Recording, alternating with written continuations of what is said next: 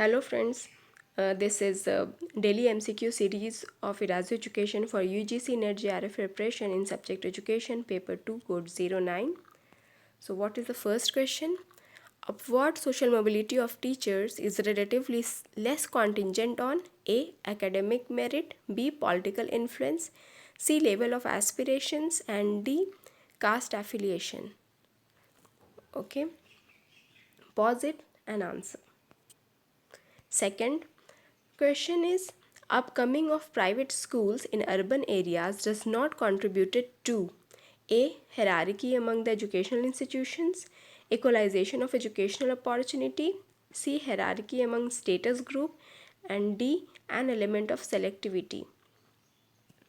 And the third question is, for organizing its content and process, educational psychology takes support from A. Scientific knowledge relating to teaching and learning, B. Philosophical perspective of society, C. Sociological problems in school, and D. Socio-political context of school. So what is the correct answer?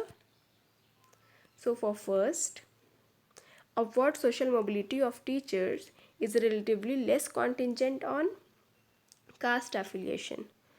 More or less, upward social mobility of teachers is mostly dependent on academic merit, political influence, or level of aspiration, but less on caste affiliation. As we all know, there are two type of social mobility, right? That is vertical and horizontal. You vertical social mobility is further divided into upward and downward.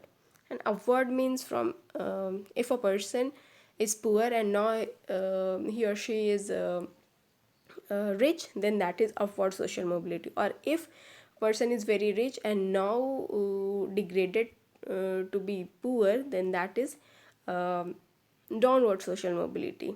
Okay.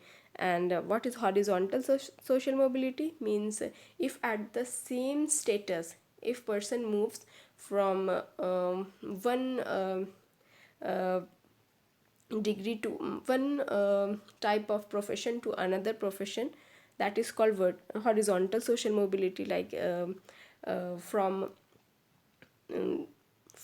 English teacher to now she became other language teacher. So that is what called as a horizontal mobility. Okay, means at the same status, if there is mobility, that is horizontal. And vertical means upward or downward, means whether he moves up, means at upward level in their in his or her status, or in a downward level in his or her status. Okay, so caste affiliation is less contingent on upward social mobility. And upcoming of private school in urban areas does not contributed to equalization of educational opportunity. If there is a private school in urban areas, that leads to hierarchy among the educational institutions, right? There is hierarchy among educational institution, hierarchy among status group, okay, hierarchy among status group and educational institutions. And there may be some element of selectivity, means rich can prefer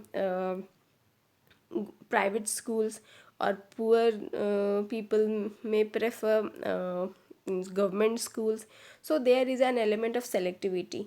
Okay, so equalization of educational opportunity is something that do not contribute uh, for the upcoming of private schools. There is no equalization of educational opportunity, because there are private schools, there are government schools or NGOs.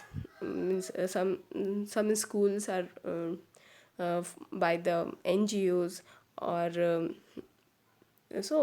in that way we can say equalization of educational opportunity is lacking when there is private school as well as government schools or public schools. Okay, for organizing its content and process, educational psychology takes support from scientific knowledge relating to teaching and learning, philosophical perspective of society or sociological problem in school, or socio-political context of school, these are narrow concept. Okay, these are narrow concept, but scientific knowledge relating to teaching and learning is a broad concept.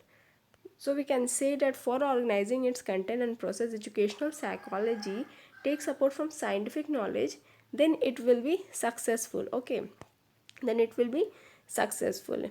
This is all about today's MCQs, and please like, comment, share and subscribe my channel. And if you like my video, so please uh, forward it to all others who are from educational background.